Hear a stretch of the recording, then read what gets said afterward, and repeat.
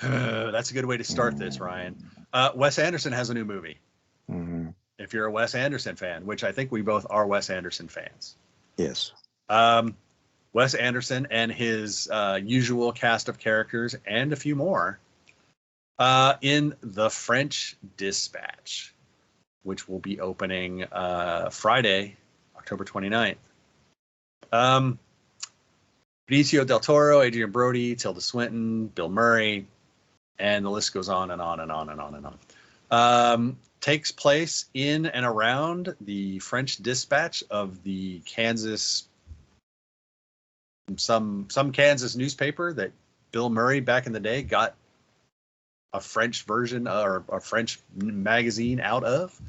And so it takes place in France, and we get a Wes Anderson story with this cast of characters. 3 or 4 staff writers that all do really weird things, art people that are being written about. This is an like an anthology. This is set up like the magazine, in that we're treated to the introduction, 3 stories, and an op-ed segment of the movie. So it's not really a linear narrative.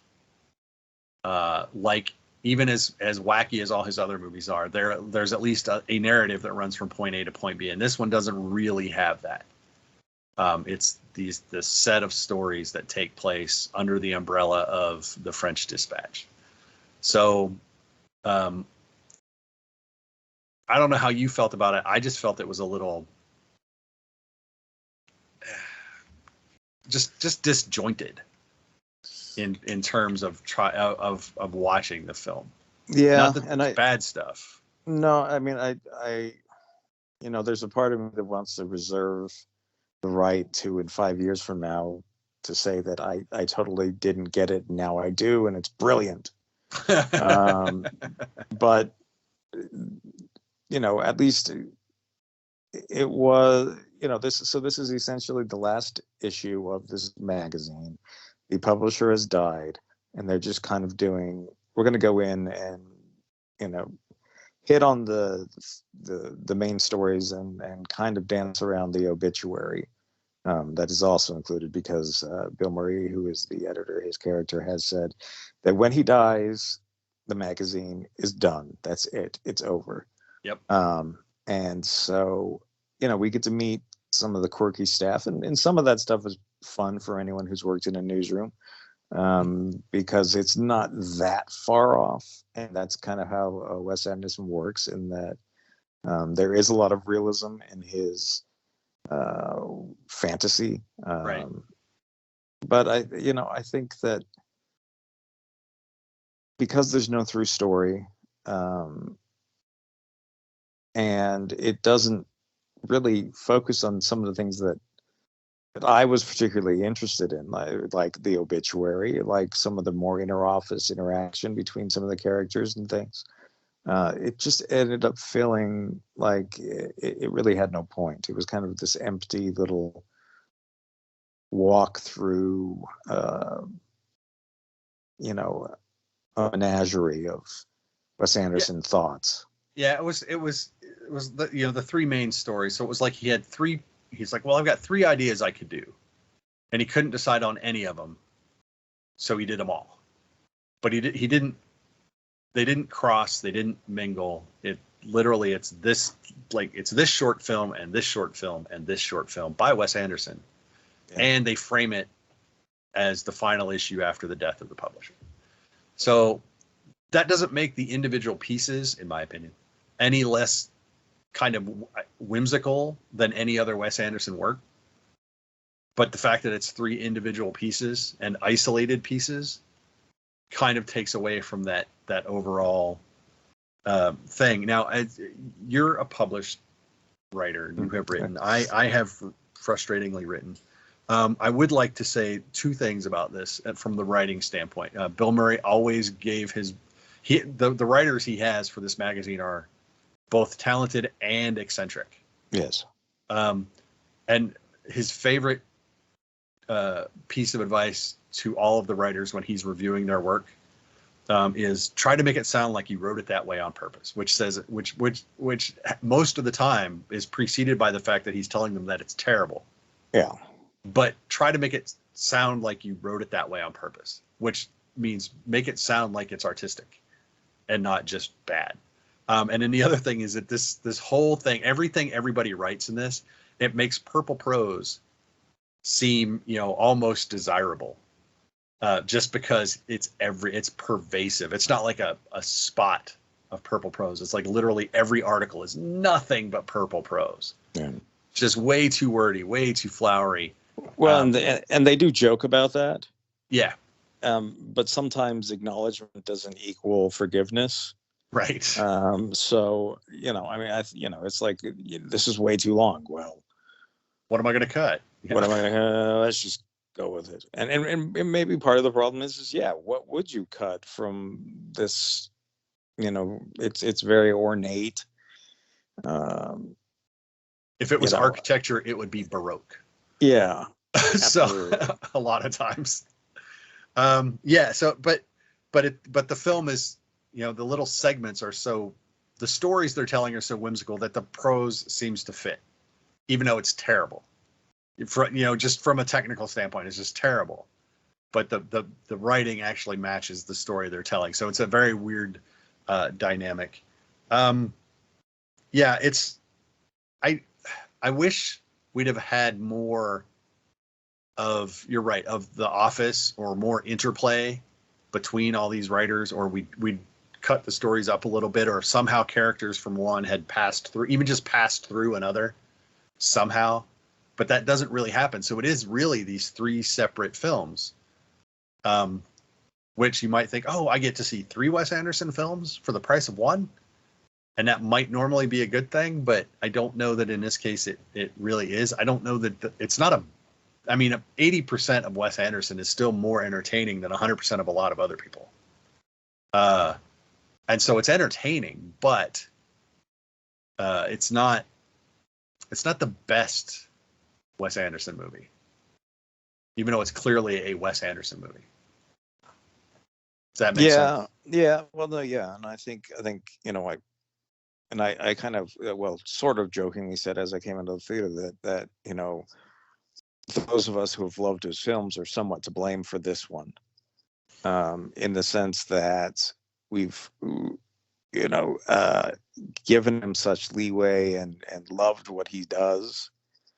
And it feels like this might have been a project where someone should have said, you know what, Wes, maybe we need to rethink this a little bit. We need to, figure out a way to make this, work, because it doesn't really necessarily work. Right.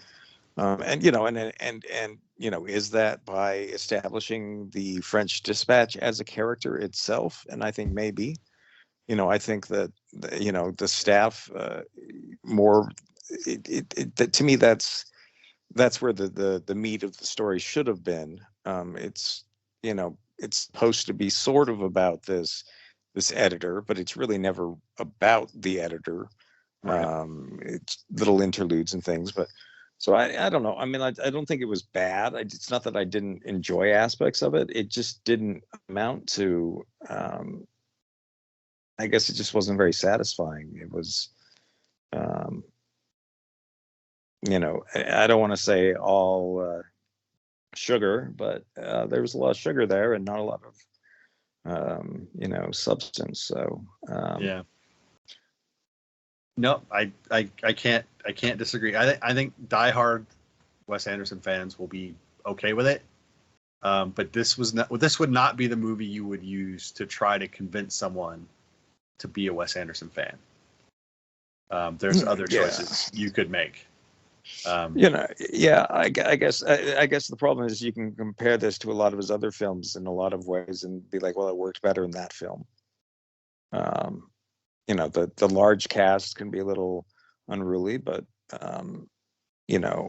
Wes Anderson always has large casts, and it's sometimes that's kind of part of the fun to see how it weaves together. And I guess this one they don't weave together, and so maybe that's the issue. And So yeah, I feel like I was disappointed. I really don't know how I'm going to star rate this or whatnot. It's just a little frustrating. Yeah. Well, at least you have 5 days before you have to. Well, you have a few days before you have to put an actual rating on it. Like I said, it's not unenjoyable at all. It's just